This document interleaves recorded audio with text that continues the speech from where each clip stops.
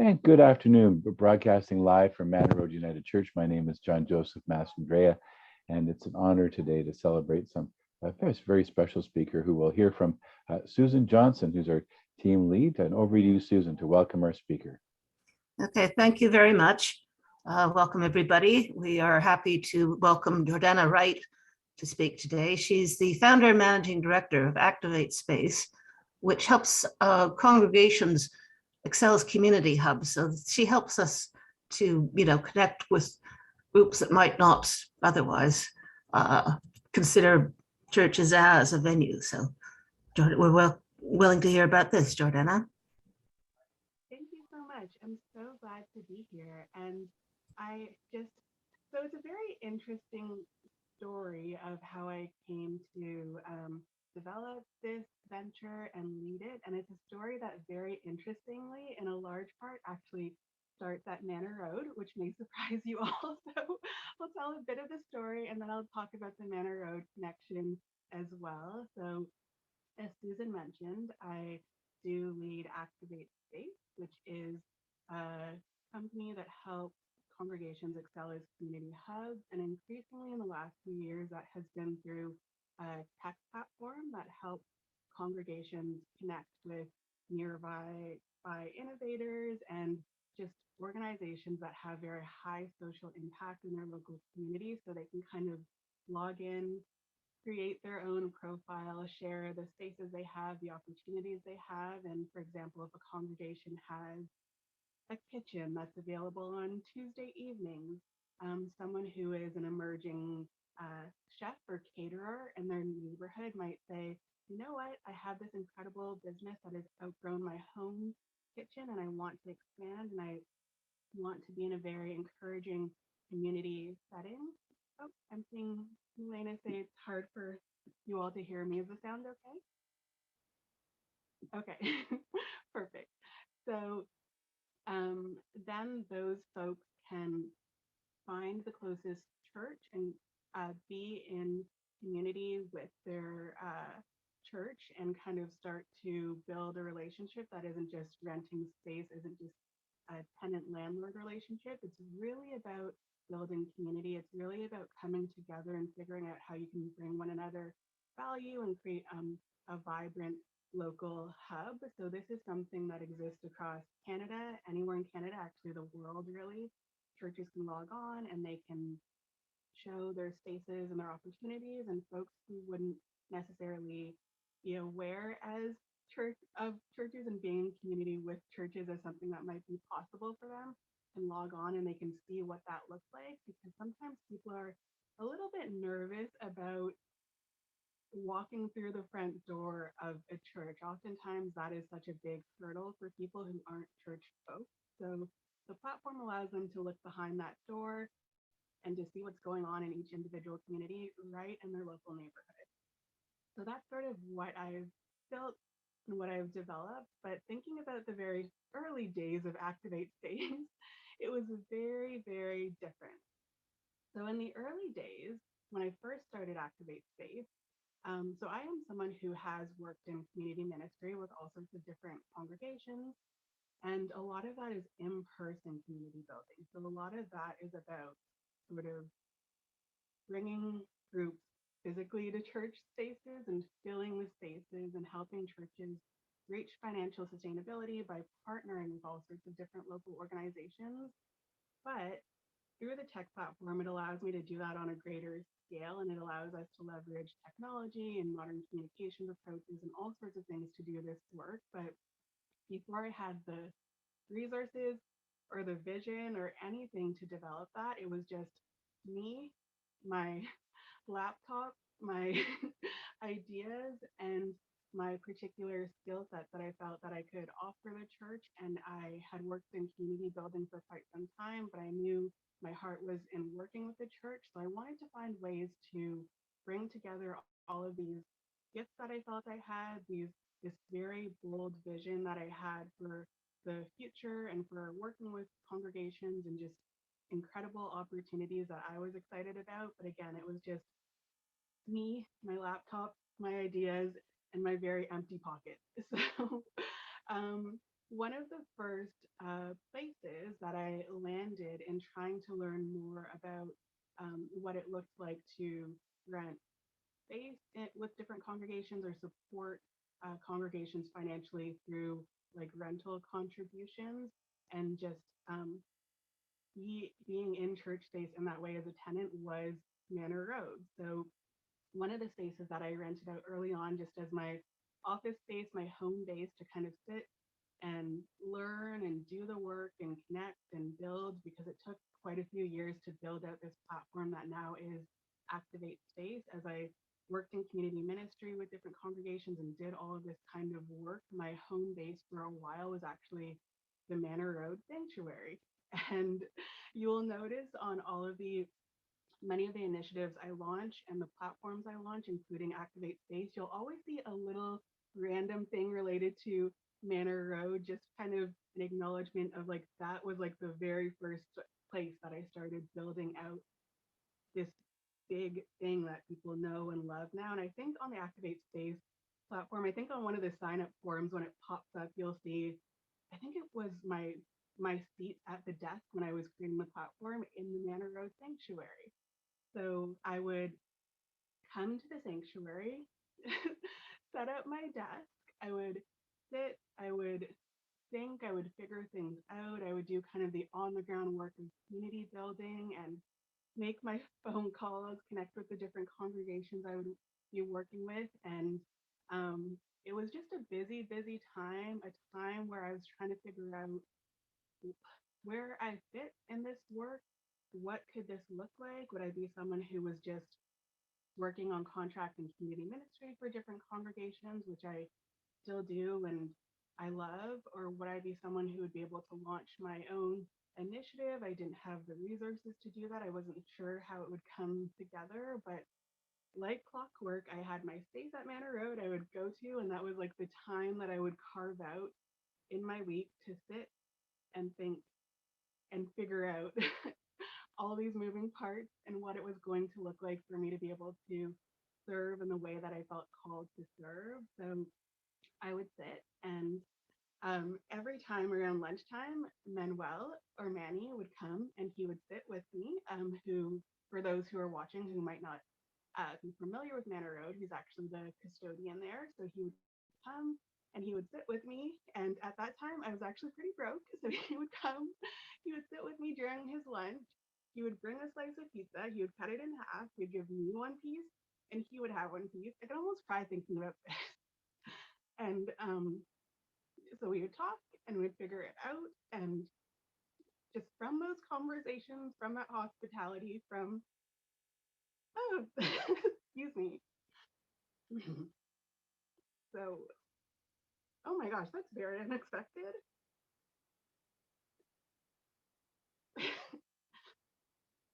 So, from those early days, I'm so sorry, everyone. That was actually very unexpected. Just be yourself. Just be yourself. Yeah, you have a very incredible community member in Manuel, and just kind of thinking about the early days of building this thing that's been so incredibly successful now, and I almost forgot.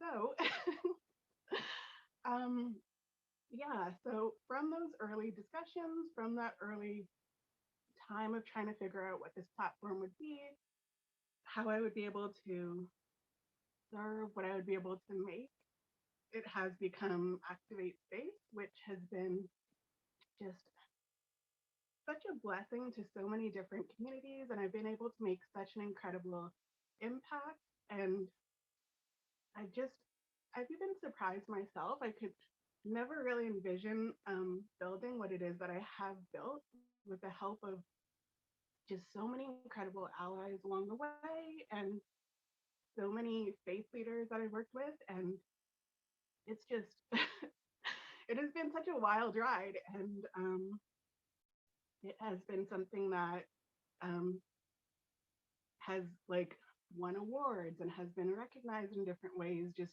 around the world. And it all started from just sitting with Manuel and talking and trying to um, figure out what it was that I would be able to build or do.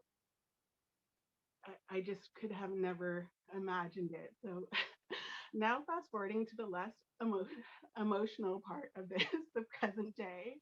Um, so, with the pandemic, a lot of congregations are facing like all sorts of different financial challenges and thinking about like what their future might be like as they return, and they've lost out on like a ton of rental income. And one of the most awesome things that I've been able to do through Activate Space lately is be able to offer congregations that are on the brink of closure just all of these incredible opportunities to connect with new and different groups that they would have never had the opportunity to connect with, and to build community together and to find collaborators that are just down the streets from their buildings, oftentimes who they had never met or spoke with, or they never knew they could connect with in the way that they have connected with them. So it's been so cool to see, like, as we start to think about returning to business as usual and post pandemic, um, what things are going to be like and look like. And many have faced all these financial challenges. It's been so cool to be that platform or that tool that a lot of the congregations can log on to and make use of. And I've just seen this community around this work grow and grow from such like meager small beginnings. And it's just been such an incredible ride. And so one of the most interesting things is, since my work is at the intersection of faith and faith community building, but also technology, a lot of the circles that I fall within as I do my work are tech related circles. So a lot of the folks that I'm in community with are these other kind of young tech entrepreneurs. And when they talk about their collaborators, and when they talk about folks that they work with and who have helped them get to the point that they're at, or who they continue to work with day to day, it's usually these small groups of people fresh out of university, these like 20 and 30-year olds who they work with. But my venture is so unique in that, like, the average age of my collaborator that's part of a innovative new tech venture is like folks in their 60s, 70s, 80s. I even have some folks in their 90s who are a part of this work, who like are committed to innovation and building new tools and seeing new leaders in the church like me, like other people. And they're all for just this breath of fresh air of a different perspective, a new lens on what's happening in the church, and new tools that they can make use of. So I always feel like I have a little bit of a competitive advantage because I have so much wisdom on my side, whereas most tech companies have 20 and 30-year olds. I have my 70, 80, and 90-year olds that I work alongside. And it's just been so cool to be in community and conversation, and to have like that mutual sharing of like my tech skill set and their experience in the church and their experience in doing all sorts of things. Like, one of the interesting things that has emerged is a lot of people, when they hear that the average person that I work with in putting together this platform and this initiative is of that age group, a lot of people forget that a lot of these folks are retired bankers, urban planners, politicians. Like, although they are of an older like age group, these people have lived very storied lives and have all kinds of experiences that they're able to share. And I feel like I just really benefit from that in my work, not just in community ministry and in the early days, but just also in putting together and leading a very successful tech company now. Like, that is something, just my roots in the church and being able to remain in community with all sorts of incredible folks in the church. It's just been such an asset to my work and to everything that I've built and done thus far. So that was my my very exciting tear-filled story. But I also wanted to share. So, as I've built out this company, one of the things that I've been thinking about a lot is how to continue to create opportunities for other young folks in the church, maybe someone like me who didn't see someone like them in leadership within the church or within ministry, and maybe they need to see a face that looks like them. I've been trying to find ways to connect with more folks like that, younger folks, folks who are coming from like a tech background or community building background or have different skill sets, and I'd love to like serve the church in some way. I've been trying to reach out and make sure that I have a ton of those folks. um, I'm available to a ton of those folks and letting them know that there is a place for them within the church. They may not stumble across their manual, so I'm trying to do that for those sorts of people. So I've just there's so many people at a time when the church has been discussed as shrinking and aging and young folks not wanting to be involved. I've just seen so many people approach me and say how cool they think my work is and how they want to be a part of it and how they want to work with congregations and how they want to serve, but they just don't know what their place is within the church. And I do empathize with them because I also didn't know what my place was. Like, you only really see two roles. Like, you'll see the minister in terms of like clergy, and then you'll see maybe an administrator, but you don't know the different roles that exist within ministry, or you don't know if there are ways that you can use your unique gifts in serving the church. And these are folks that are coming from like finance backgrounds, like healthcare backgrounds and tech backgrounds as well. And they're saying, I see what you've done and I want to do something like that too, but they don't know where they fit in. So I have a bit of a a crew of very highly educated, very highly eager people who I'm also trying to connect with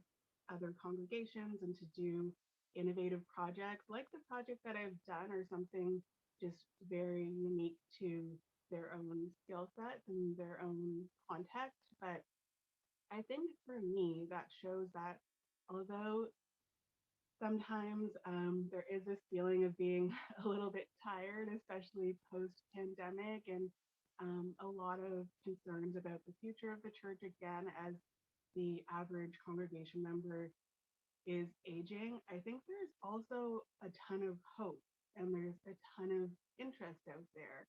And there's just a gap between those who are interested and want to serve and want to connect and be a part of what's happening in the church or offer their unique skill sets. There's a gap between that and congregations that would like to welcome that. And I don't know what that is all the time. Sometimes I just make introductions to folks, but um, there are a ton of people out there who are just like me, who have the vision to build innovative things. But I think it does take someone within the congregation, whether it's the custodian or a member of staff or the minister themselves, to be able to identify that and to take an interest. Because without that, maybe I wouldn't have pursued what I pursued. So I think that we all need to be very vigilant and mindful when we see young people kind of showing an interest, and think about how we can let them know that we see them and we're there to kind of like support them through the process of thinking about what they might want to do, or um, thinking about what they might want to build in the church that's very unique to them. Because in the coming years, we're just going to see ministry look very, very different. Maybe there will be more innovative ministries emerge like mine that are very tech powered, very online, global kind of platforms. Maybe that is a form of ministry that's going to emerge a ton. And there may be young people, even within your own congregation, who have these sorts of ideas and these skill sets. But it's so, so important that we see them, we find them, and we take an interest and we spend the time and encourage them. And there's just so much. I'm just so hopeful for the future of the church, despite all of the the many, many challenges that everyone is facing. And this is a message that I feel so committed to sharing in contexts like this, but also broadly. I'm always just like the first one to tell this story and to share what's possible, because it's so unbelievable. Like, people don't believe how this all came together. But before I get too emotional, I feel like it's just one of those days. But I think it's just so important. I think it's so important that we take an interest in young people. I think it's so important that we nurture those skill sets. And I think it's so important that we consider unlikely leaders, different forms of ministry, and just the ways that different people with a different sort of vision can create things that we could have never, ever imagined. So before we start to close out and stuff, I wanted to also just talk about this incredible digital ministry network that I've been a part of. And so essentially during the pandemic, all sorts of folks across the church, from those who work in kind of very tech-based digital ventures like mine or others, we all came together and created this thing called the Coffee Hour Network. And we all host different shows and programs on the network. So there's minister, Brad Morrison, who loves cycling. So he hosts a show where he takes you on a bike ride around his small town, and you are able to do Bible study while watching him make these very sharp turns on this very crazy path on his bike. There's another minister, Eric Baird Daly, who's actually the head of French ministry at the United Church of Canada. He has a show on the Coffee Hour Network that I coordinate, and he loves movies. So he, with a panel of other colleagues in ministry, reviews a lot of pop culture and movies and shares his theological perspective on it. And I host a live cooking show where I collect United Church of Canada UCW cookbooks, and I cook some of the interesting recipes from the past. We've done jelly salads and all sorts of things. So that's one thing that I'd love to invite you all to. If anything's coming up in terms of a live jelly salad cooking session, or a crazy bike ride around a small town during Bible study, or a movie review of your favorite movie from a theological perspective, I don't want to put your minister on the spot, but I'd love if you would participate in something related to the network. We can talk about it later going forward, or even you all in the congregation would take a peek at some of the recordings we did. The most recent interview I did was actually an interview with someone named Karen Hilton Milson, and she's a minister in the United Church for the Shining Waters region. And she had been going through a battle with cancer, and we talked to her about that process and what that struggle has been like. So some of your favorite faith leaders, including hopefully in future your minister too, have offered their stories and their skill sets towards the network. So if you're ever bored and you want to see one of your favorite ministers do something fun, you can log on to the Coffee Hour Network and check that out. So I'm all about online community building, digital community building from my own venture, Activate Space, which you can check out at activatespace.io, to these broader initiatives that bring together people across the church, like Coffee Hour. So that is my story, my testimony.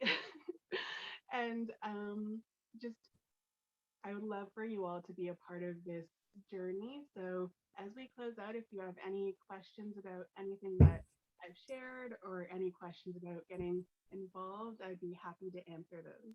Thank you all for listening. Thank you. Yes, I remember you at Manor Road, and Manuel is, as you say, a wonderful resource. He knows the community, he knows the groups, he knows everybody. Mm-hmm. And he still shares his pizza. It's quite wonderful. There's something about that pizza. Oh yeah, it's because sometimes you'll forget to eat lunch and they'll bring it in my office. It's quite wonderful. Yes. That's how you get people to open up. It's the pizza. Yeah. No, Jordana, you're truly remarkable. You have my mind going fast forward in about 1,000 directions, of course. But yeah, certainly we'd love to chat further at some other time about a coffee chat. And certainly I'm a movie maniac, and superheroes are big on my agenda. And I mean, I don't know if we could do something while I'm running. Now, would this be live or pre-recorded if you did a coffee thing? Live and some pre-recorded, but the lives Okay. are super fun because people from all across the country, different congregations tune in and they can talk to you while you do it. But we also have pre-recorded, so no pressure. Well, I'm just thinking out loud because I do run early in the morning, but maybe I could pick another time during the day. And it'd be interesting for people to see the route that I do, because essentially I'm going through Cabbagetown, down in the valley, across the bridge, out to the other side of Riverdale, and then down Broadview. And it's a very colorful neighborhood, I could tell you that much. Okay. Every Chinatown East, and you name it. I mean, yeah, between this, there's a shelter at the Orthodox shelter, and I mean, yeah, the list goes on. Yeah, so or other things. I'd love to do that, definitely. But you remind me about Activate Space in the sense that I do have a friend, Kamir, who is trying to get a whole Jamaican food business going, and he's been trying to get churches. So I might connect you. Kemar Morgan, his name is, and he's yeah. So one of the things, he was having a challenge with his space, but it's interesting because you remind me, several years ago, I was the chair of the Chinese mission in Markham. Markham used to have, when it was York Presbytery, 2 Chinese missions. Now, unfortunately, there's none left. And I negotiated space at St. Andrews for a fraction of the cost at another church. The other mission was paying $1,000 a month. St. Andrews was willing to offer us $200 a month. So it was much more affordable, as you know. But I mean, this is amazing, because there was a church that closed a couple of years ago that couldn't figure out how to rent out their space. And someone like you would be phenomenal to help. I'll call you the Yenta the matchmaker. So you sort of yeah, I have a perfect match. There's a group, a team, a room. Oh, it's perfect. Yeah, okay. Lots of possibilities. I mean, when you think about it, because as you named, so often churches have space, but they don't know how to leverage that relation. And then on the flip side, people don't know how to enter the church. I mean, there's sort of there's this locked door phenomenon, and it makes it very challenging. I mean, we have Joyce Barnes plugging in, who's our resident medium and reads angel cards. She's quite remarkable in and of herself. But and again, thank you for being so authentic in what you do and what you say. But it's interesting because you mentioned about more mature people being techie, because I think there's a misnomer that once you reach a certain age, you can't be techie. So, I mean, one thing you might want to ponder is having a coding class for people over 50 or 40. I mean, because when I hear that people in primary school are doing coding, well, guess what? They've lost me as soon as they said they're coding. So learning how to code with people that might actually speak the same language as me might actually be not a bad idea. So maybe that we could explore that as a possibility. But so what years were you at Manor Road? I think was it 2018 or maybe 2017? It was just after the renovation. So yes, probably 17, 18, before you came, John Joseph. Okay, so was Roberta there? Or was it Deborah? Roberta Howie. Okay, Roberta. Okay, well, she's now at what is she at? She's at Lawrence Park now. She's at Lawrence Park. Yeah. Okay, good. Okay, and her new position is coordinating ministry for 2030 something. So you might want to touch base with her. Okay. So that'd be quite it. So do other people have questions?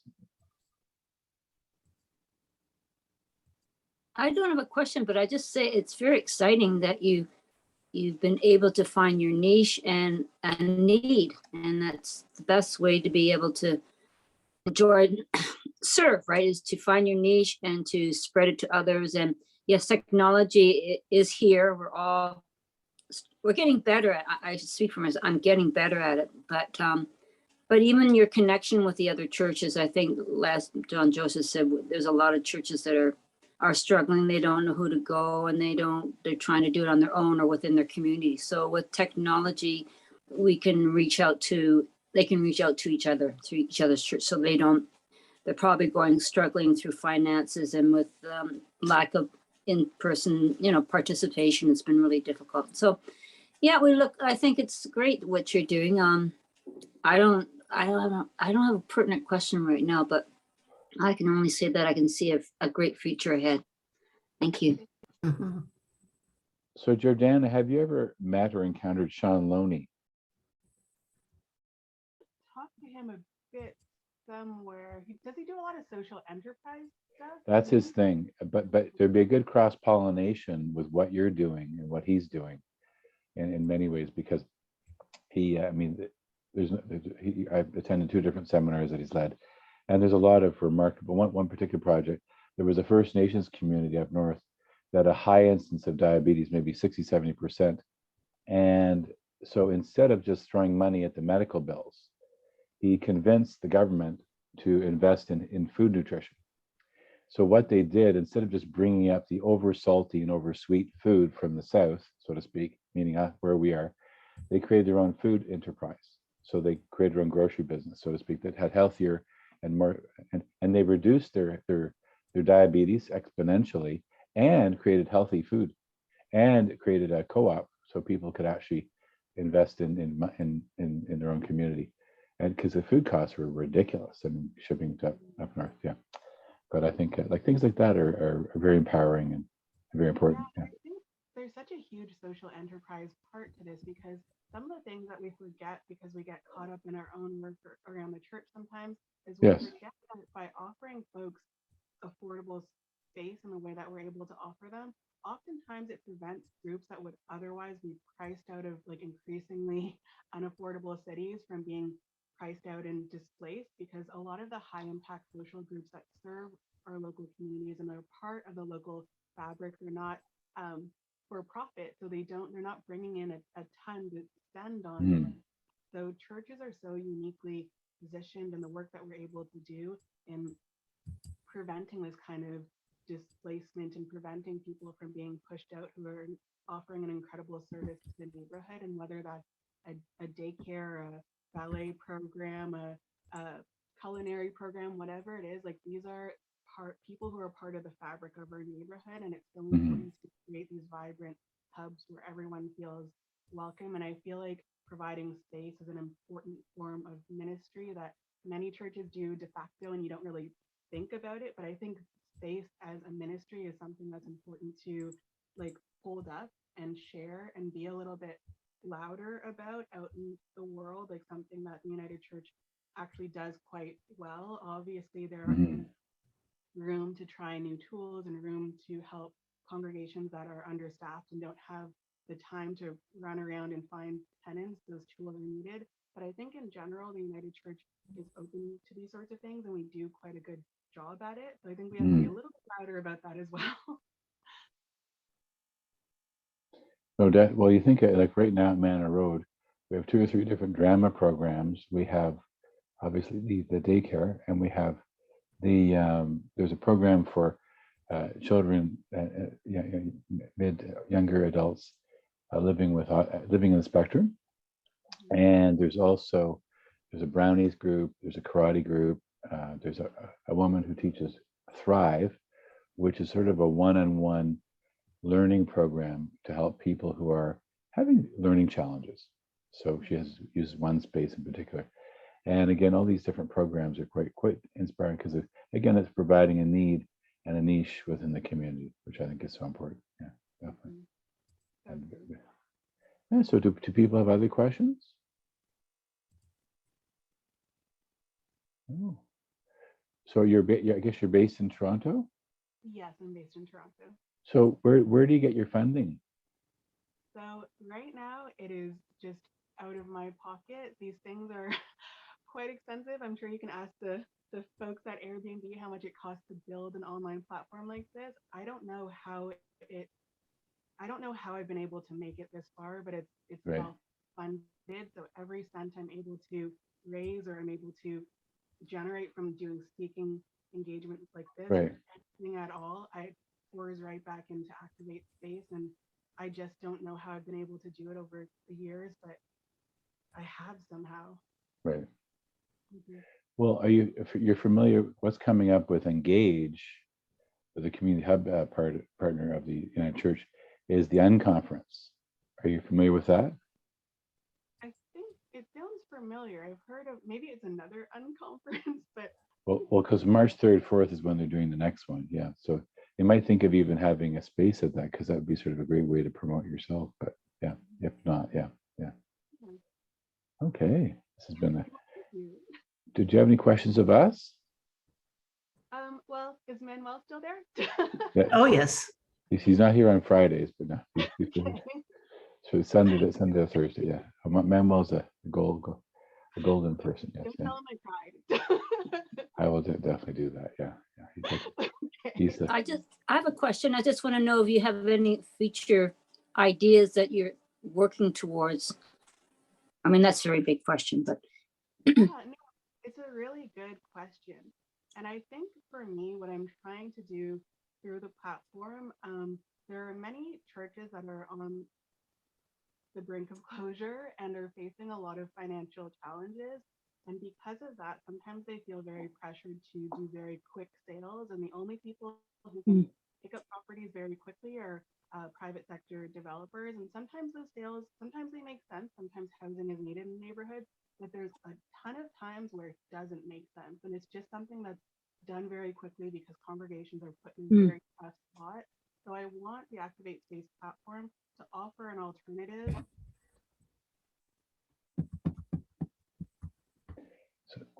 so Jordana, you went muted on us somehow. I'm not sure. Okay. yeah. Okay. You're still muted, unfortunately. Yeah. Yeah. For some reason we can't hear you. I'm not sure what happened there. Yeah. Okay, we'll try that. Okay. When in doubt, use a headset. Yeah. There we go. Can you hear me? Perfect. Awesome. Okay. That's great. Oh, better. So, Yeah. yeah. So I want Activate Space to kind of be this alternative to congregations being caught in a tough spot and having to do these quick sales, oftentimes to the private sector when it doesn't always make sense. So I want them to be able to just log on, and if they have like available space in their buildings and there's local just incredible organizations and folks that would love to join them. Like I want this to be a very real opportunity, not just in Toronto, but across Canada, to prevent some of those quick sales that congregations feel forced into sometimes. And I think it's so important to maintain church spaces and maintain church congregations as community assets, just all the incredible things that churches are able to do. I just want Activate Space to help preserve that worldwide, as well as to help people who feel pushed out of certain communities, whether it be millennials who can't afford expensive spaces or homes or whatever it is, to be able to know that they can also go to Activate Space, connect with a congregation, and that they can find space where they are welcomed and valued everywhere across Canada. So those are my two main goals. One, to preserve the remaining churches within the United Church and other denominations as well who are facing financial challenges.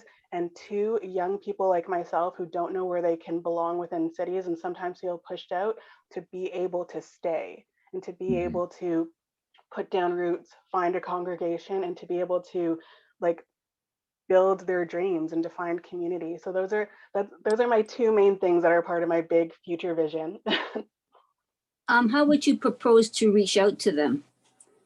I mean, I think it's good right now. Yeah, Probably the need is now.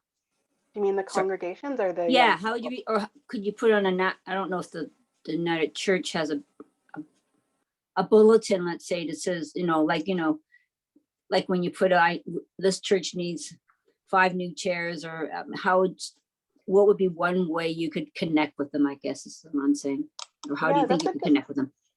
That's a good question. So a lot of it has been word of mouth through congregations that I've worked with in the past, or I have an advisory committee that I've been building out with like innovative faith leaders who have taken an interest in my work and see what I'm doing, and they get it and they know why it's important to the future that the church is heading towards, and they help spread the word. So it's kind of, we're just building space by space, and folks in the church, even the moderator, has taken a keen interest in my work, and the word is just spreading one congregation at a time. So definitely, if you find it interesting, you can participate in spreading the word around this work, but we're just slowly building and slowly spreading. As I said, this is something that I'm self-funding, so I don't have all the resources for advertising and all sorts of things. But when you don't have all the resources, you make a way and you make it happen, and that's what I've been doing, and that's what's been happening. So yeah.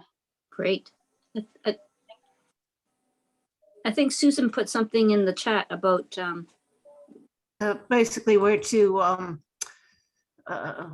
resource people to find out what's happening. There's this Broadview magazine, which is the United Church of Canada magazine, and then of course their own website. There would be resources, ways of. Yeah, I know that Broadview has want ads that where this is where you go if you were looking for a new minister or. yeah, I'm glad you mentioned that, Susan, because Broadview has also taken a keen interest in my work, and I've also been featured in the magazine a oh, number good, of. good. So there are all sorts of people across the church, like from the moderator to Broadview to innovative faith leaders who see what I'm doing and they get it. And we're all working together to just keep building this and just spread the word. So I'm so glad to be able to have that, because I know not everybody has that. So it's just slowly building. Mhm. Perfect. It's wonderful. Thank you so much. Thank you all for listening. Yeah, thank you for coming. Very excited. Now I see a couple of any other questions from people? Okay, it sounds like we're good. Well, thank you, Jordana, and certainly I have your email, but you might have mine, but let's continue to love to connect with your coffee. Actually, I do 2 podcasts per day. I mean, and whether showed a brief, hi, how are you type of things. But I've been doing that for a while, and it's been it's interesting. So I'd love to chat with you further. I think that's a great idea. And films, again, a film maniac, and so from my corner, Perfect. can't get, and certainly theological reflection on film is a no-brainer. I personally think there's Mhm. so much redemption and secular messiahship happening in films. But another story for another day. So Yes. so over to Susan to say thank you. Yes, thank you very much, Jordana. This is wonderful, and we hope we can bring you back one day. Yes, please do. I'll fill you in on this journey as it evolves. Thank you, Susan, and thank you all for listening. Yes, thank you. And then for Bye. next time, Susan. Oh, next time we have, let's pull it up here. It's about bees and their role in our everyday lives. And just to remind everybody, I'll be starting in about 5 minutes Yes. on the memories of Thailand. Bringing them up here, it is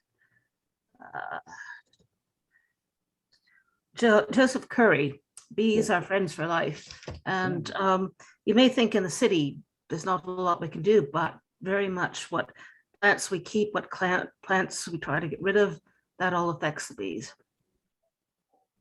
Thank you, Susan. Hope you can join us then. So that'll be February the 18th, and then just in about 5-10 minutes will be me sharing about Thailand. So Okay. so thank you. So, We'll Jill, is there a Zoom for you? Yes. So stay